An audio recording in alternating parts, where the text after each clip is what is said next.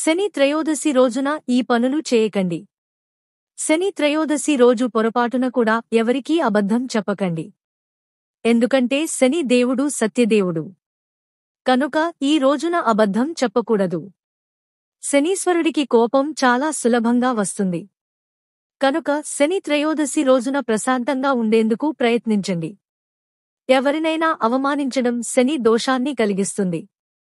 కనుక ఈ రోజున ఎవరినీ అవమానించకూడదు.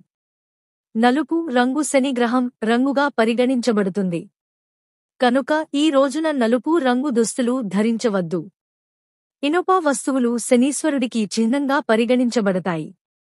కనుక ఈ రోజున ఐరన్ వస్తువులను దానం చేయడం మానుకోండి. అరికాళ్లు లేదా పాదాలతో ఎవరినైనా తాకడం శని దోషాన్ని కలిగిస్తుంది.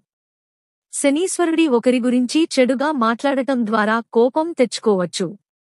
కనుక ఎవరి గురించి చెడుగా మాట్లాడవద్దు.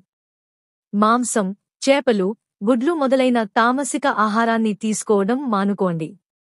మద్యం సేవించడం వల్ల శని దోషం పెరుగుతుంది.